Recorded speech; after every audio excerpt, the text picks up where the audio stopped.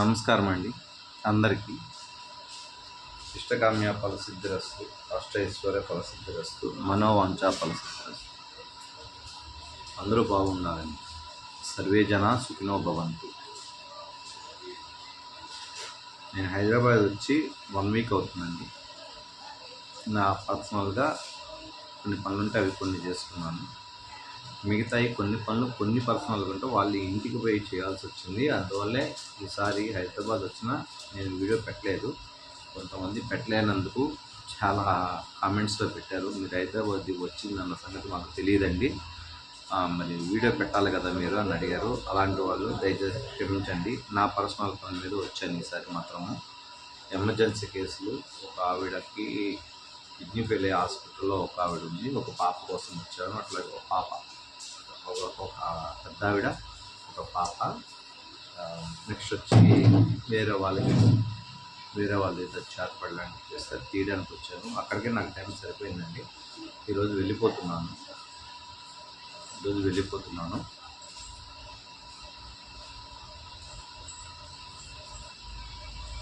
వెళ్ళిపోతున్నానండి. మళ్ళీ next week వస్తాను.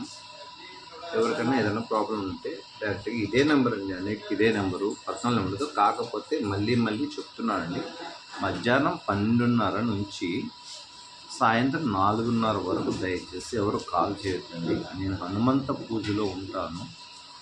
అట్లాగే కొంతమంది నైటు 2:30కి 3కి 3:30 కూడా చేస్తున్నారండి. కొంచెం నేను ఆ టైంలో కూడా 3:30 బ్రహ్మణి ముహూర్తంలో ఉంటానండి.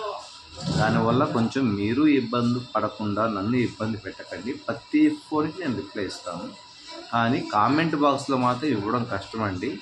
ఒక కాల్కి రిప్లై ఇవ్వాలంటే ఒక కాల్ మాట్లాడిన తర్వాత మిస్డ్ కాల్ ఉంటే దానికి మళ్ళీ నేను రిప్లై ఇస్తాను, ఖచ్చితంగా నేను చేస్తానండి. కాకపోతే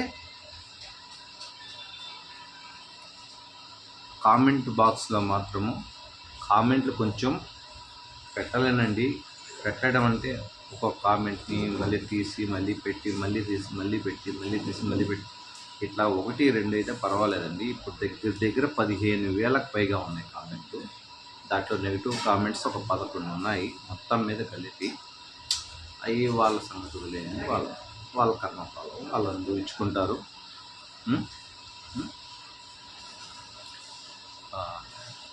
ఈసారి హైదరాబాద్ వచ్చి మీకు చెప్పినందుకు సారీ అండి. ఈసారి ఖచ్చితంగా నేను 2 days ముందే మీకు వీడియో పెట్టి హైదరాబాద్ వస్తాను. కొంచెం ఇక్కడ నాకు వేరే వాళ్ళ వల్ల ప్రాబ్లం ఉంటే అది క్లియర్ చేసుకోవడానికి వచ్చాను. 99% అది క్లియర్ అయింది. నేను వెళ్ళినా కూడా అది క్యూర్ అవుతుంది, ఇబ్బంది ఏం లేదు. అట్లాగే వేరే వాళ్ళకి ఎమర్జెన్సీ ఉంటే వచ్చారండి. అట్లాగని కొన్ని ట్రైన్ టికెట్ కూడా, నేను ట్రైన్కి కూడా రాలేదండి, బస్కి వచ్చాను. ఎప్పుడు బస్ జర్నీ చేయను నేను, అలాంటిది బస్కి వచ్చాను. అంత ఎమర్జెన్సీ అయింది. ఎందుకంటే మీకు తెలిసే ఉంటుంది, నేను చాలా వీడియోలో చెప్పాను, నేను డ్రింక్ చేయను, కానీ స్మోకింగ్ మాత్రం ఖచ్చితంగా చేస్తానండి. అది నాకు ఉన్నదే. కాకపోతే అదొక్కటే అలవాటు ఉందండి. దాని మించి మిమ్మల్ని నేను అడగాల్సింది ఏం లేదు. అది నేను మానలేనండి. నాకున్న ఒక వ్యసనం అనుకోండి, అదే నా వీక్నెస్ కూడా అదే అనుకోండి. కానీ నేను బెదిరిస్తే పడనండి, మంచితనాన్ని పడిపోతాను. అది కూడా నా వీక్నెస్. దయచేసి ఎవరో కూడా కడప నుంచి, కర్నూలు నుంచి, పొద్దుటూరు నుంచి, రాజంపేట నుంచి, అనంతపురం నుంచి దయచేసి గుప్త నిధుల గురించి మాత్రం నా కాడ ఫోన్కి అయితే ఎవరు చేయొద్దు. నేను అలాంటివి చెయ్యను, వాటికి నేను విరుద్ధం. గుడులు పగలగొట్టడానికి, గుడిలో నిధి తీయడానికి మీకు సహాయం చేసినందుకు మీ కర్మఫలాన్ని కూడా నేనే మొయ్యాను. అందువల్ల వాటి కోసం నాకు చాలామంది కాల్స్ చేస్తున్నారు. ఇక్కడికి చాలామంది వచ్చారు, వాళ్ళకి మళ్ళీ చెప్తున్నాను, మళ్ళీ అడుగుతున్నారు. దయచేసి అలాంటి వాళ్ళు మీరు మానుకోండి, నాకు కాల్ చేయొద్దండి. నాలాగా ఇంకెవరికి కూడా కాల్ చేయదు. ఎందుకంటే వాళ్ళు ఏం చేస్తారంటే అక్కడ ఉంది ఇక్కడ ఉందని చెప్పేసి మీరు నష్టపోతారు, వాళ్ళు లబ్ధి పొందుతారు మీ వల్ల.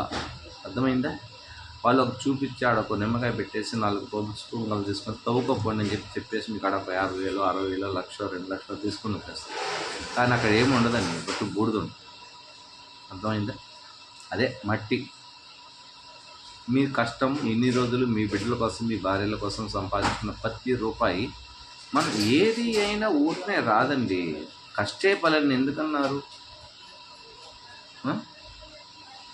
మనిషి కష్టపడాలి, సంపాదించుకోవాలి, తినాలి, చావాలి. ఇది బ్రహ్మరాత. దున్నపోతేనంతేనండి. దుక్కు దున్నాలి, నారు పట్టాలి, నీరు వేయాలి, అన్నిటికీ అది అవసరం. అది అలా దున్నే చావాలి. దాని జీవితకాలం బక్క చిక్కిపోయి అంతే తప్ప అక్రమంగా వస్తుందని పక్క పొలంలో మోస్తే మేసేసింది అనుకోండి, ఏమవుతాడు? అవతల రైతు వచ్చి యువతల దున్నపోతను కొడతాడు. అట్లాగే మీరు పోయేది కాకుండా మీ భార్య పిల్లలు కూడా స్టేషన్లకు పోయి ఇబ్బంది పడి మీరు జైల్లో ఉండి ఆ కేసులు నెత్తి మీద వేసుకొని ఇంకెవడో ఒకరిని పట్టుకొని, నాలాంటి వాడిని ఎవరో ఒకరిని పట్టుకొని వాడు ఏదో చెప్పినట్టు విని మీరు తిరిగి waste of money, waste of time, waste of future.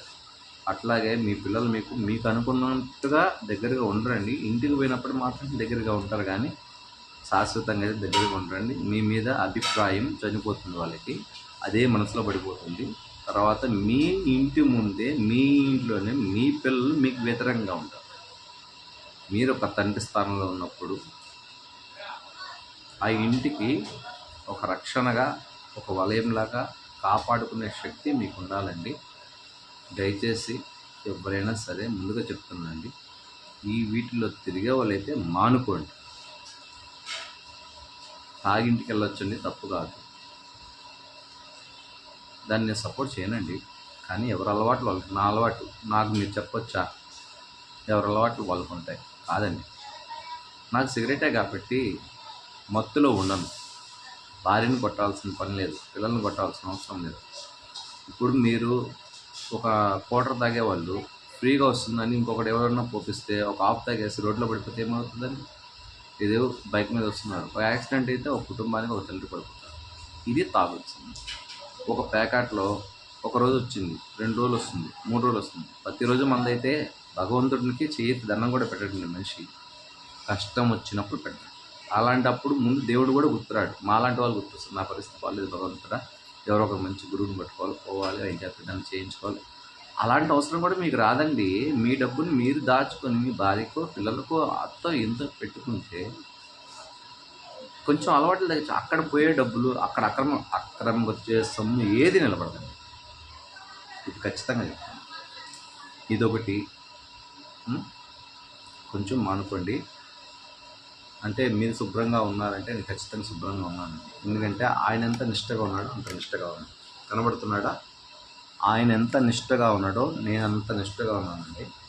కానీ నేను గురుస్థానంలో ఉండి లేకపోతే ఒక విద్య నేర్చుకున్న స్థానంలో ఉండి చెప్తలేదండి.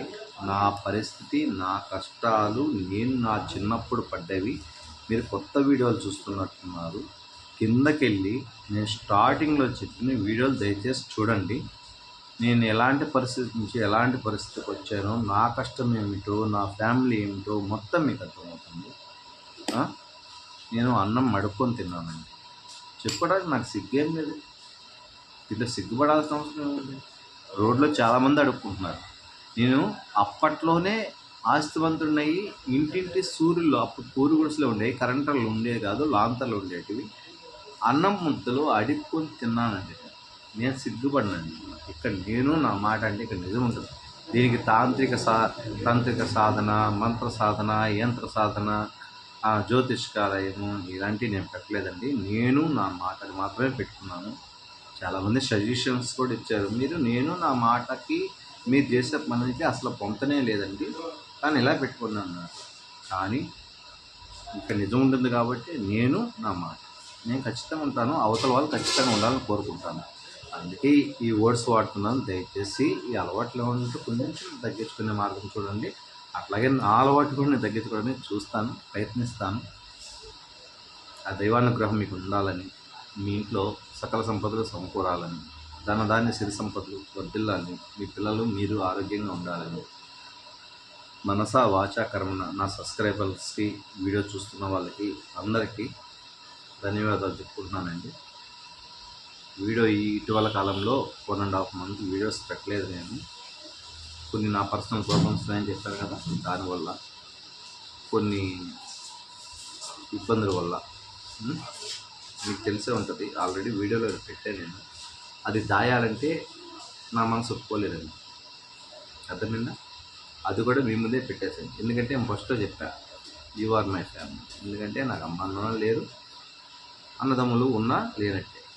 అందుకని నేను పిలిచే అన్నానే మీరు అవ్వచ్చు, తమ్ముడా అనే పిలిచాను. కానీ ఏ ఆడవాళ్ళని అమ్మ తల్లి అనే మాట తప్పించేంత వరకు ఏ మాట నేను ఎవరిని అనలేదండి. కామెంట్ బాక్స్లో కూడా పెట్టలేదు. తల్లి చెప్పమ్మా, అమ్మ చెప్పమ్మా అన్ననే తప్ప ఎవరిని ఏమనలేదండి. ఎవరైనా ఏమండి చెప్పండి అంటే, నాకంటే చిన్నవాళ్ళైనా సరే నమస్కారం గురువుగారు అని కామెంట్ పెడితే నమస్కారం అండి అని చెప్తాను. లేదంటే మనోవాంఛా పరిస్థితి వస్తుంది, లేదంటే ధనాభివృద్ధి వస్తుంది, వాళ్ళకి ఉద్యోగాలు అయితే ఉద్యోగాభివృద్ధి వస్తుంది, లేదంటే మనోవాంఛా పరిస్థితి అంటే మనసులో అనుకున్నది మనస్ఫూర్తిగా జరగాలని కోరుతుంది, లేదా ఇష్టకామ్య పరిస్థితి తన ఇష్టపడుతున్న తను దక్కాలని.